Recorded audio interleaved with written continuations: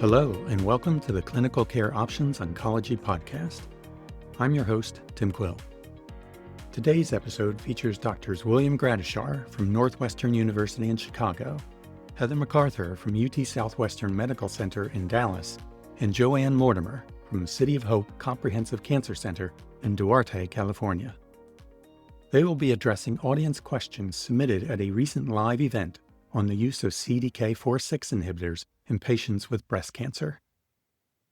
This episode is part of a larger educational program titled CDK4/6 Inhibition in Breast Cancer: Expert Perspectives on Integrating Guideline Updates and Recent Advances into Practice.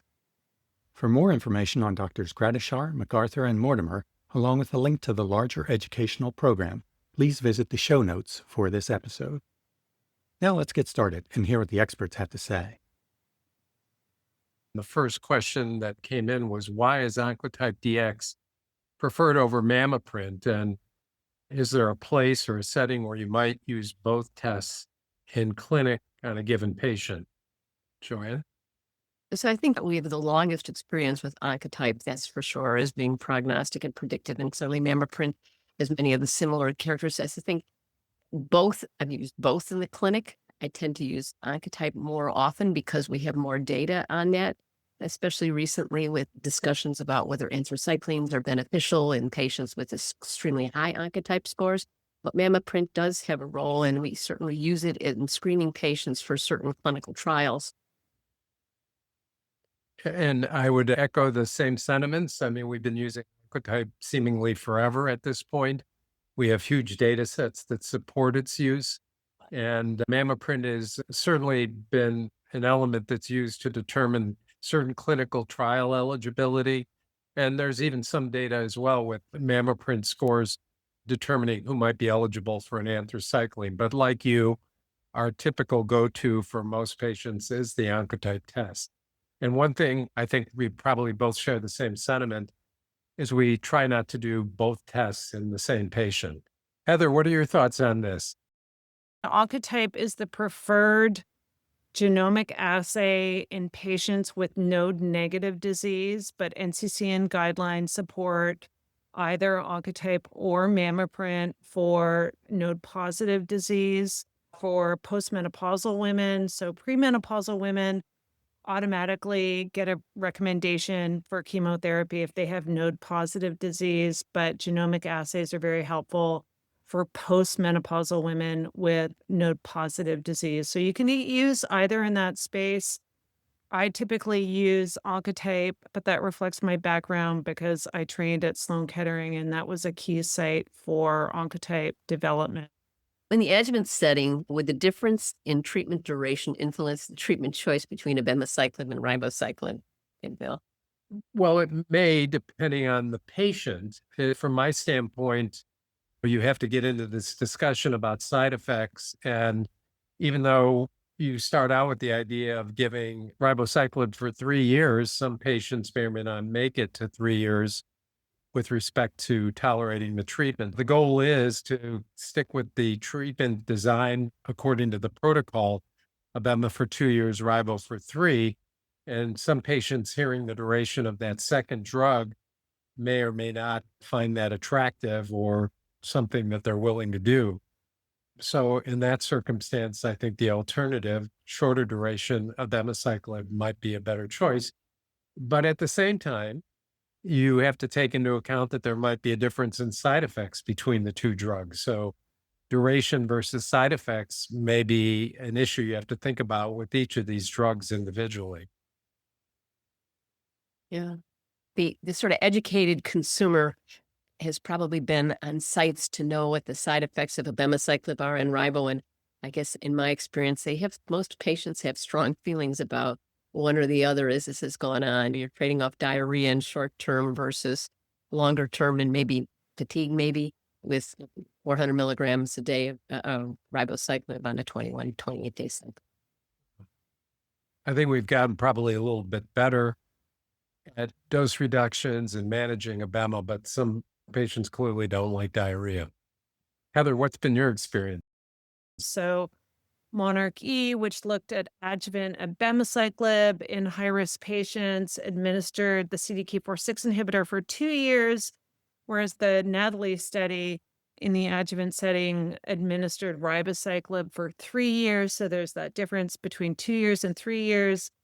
I think it really depends on the patient population and individual specific considerations. So if a patient had a lot of diarrhea or GI toxicity with their chemotherapy, and again, the majority of patients who were treated on Monarch E and NATALEE had chemotherapy. So this is a high risk population. So if patients had GI toxicity with chemotherapy, I would probably favor ribociclib. If patients had cardiac history or who were on drugs that had QTc prolongation, which is one of the issues with ribociclib, in that case, I would typically favor abemaciclib. So they really are tailored treatment recommendations based on patient and tumor-specific characterizations, but not necessarily around duration, since patients will be on hormone therapy for 5 years or longer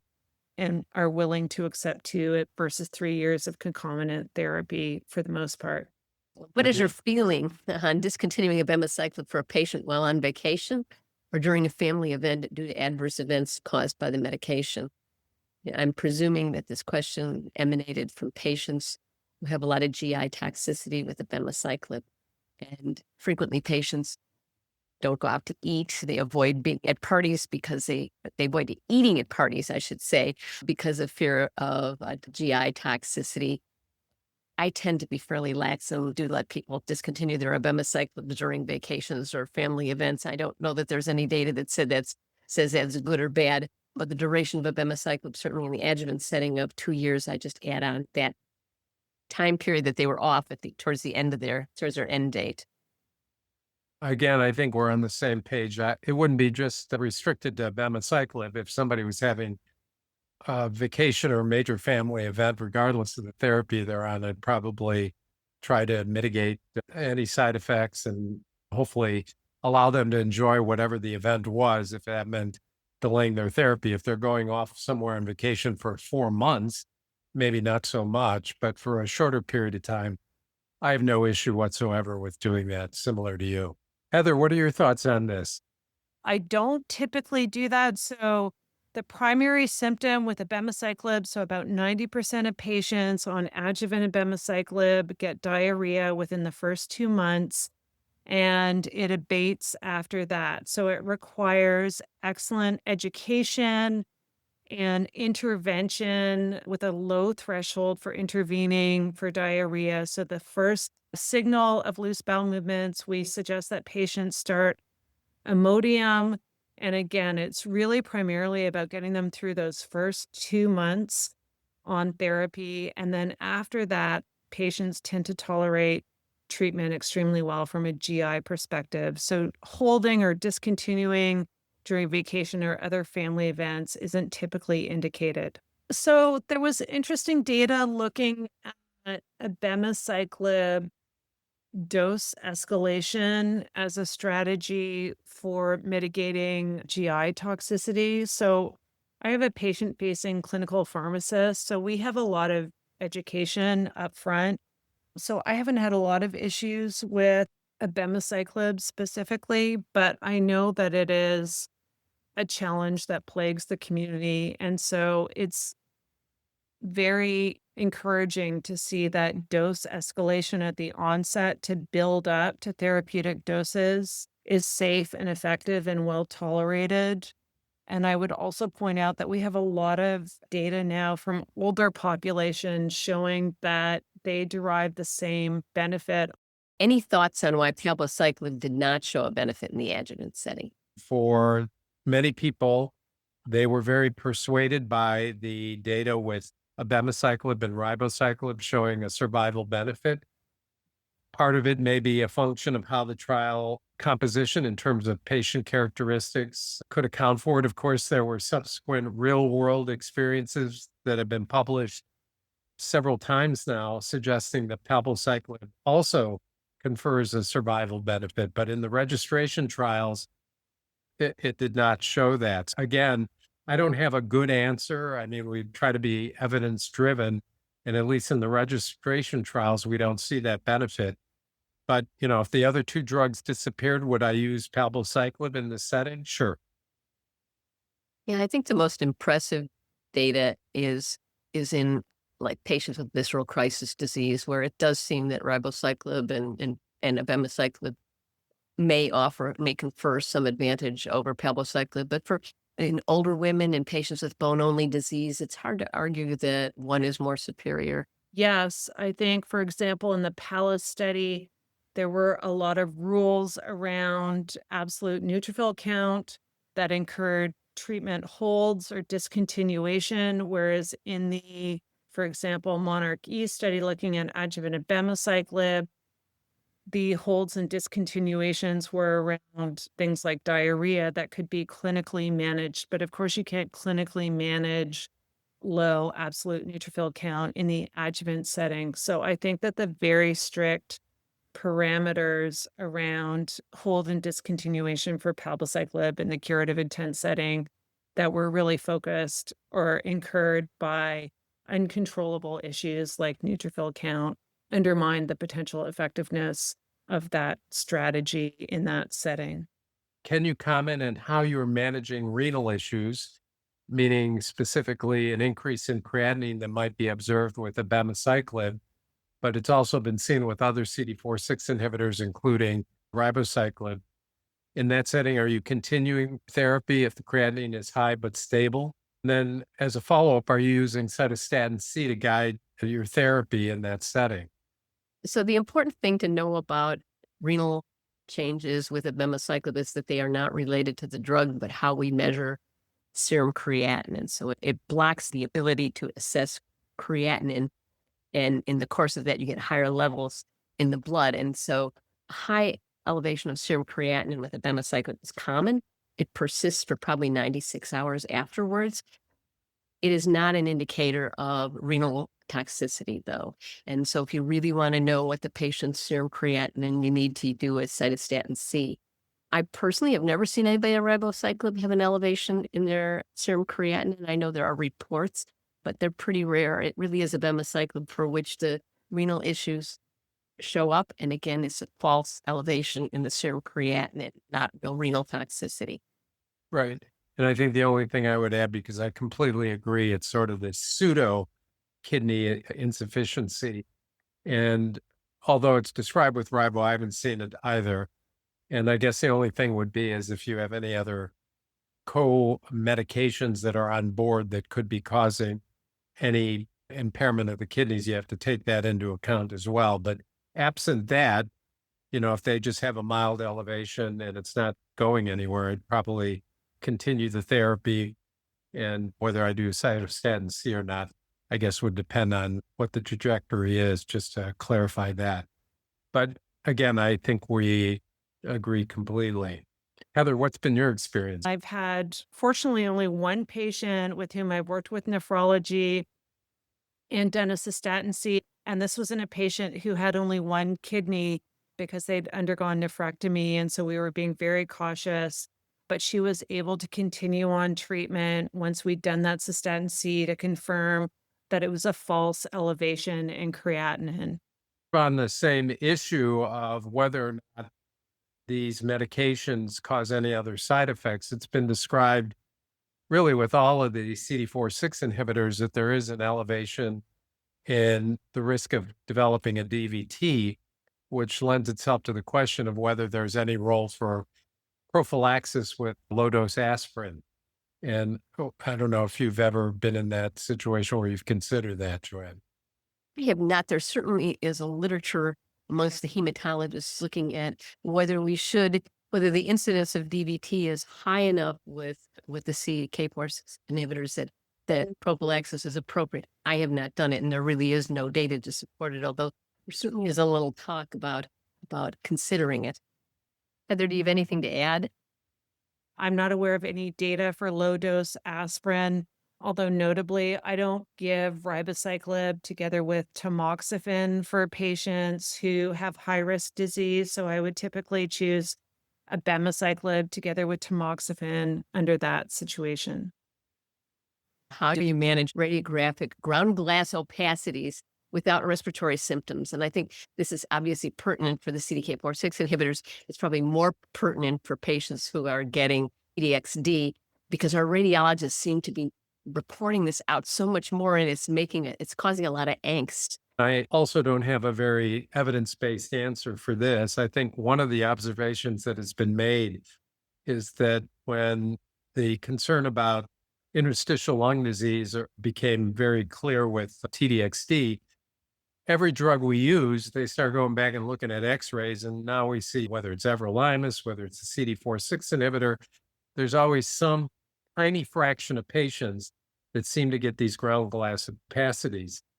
And again, in the absence of any respiratory symptoms, for most patients, certainly with the CDK4/6 inhibitor, I wouldn't discontinue therapy. I'd probably now be obligated to look at the scan again more carefully and in subsequent scans. But in the absence of any hypoxia or other respiratory symptoms, I probably wouldn't do anything different. How about you, Joanne?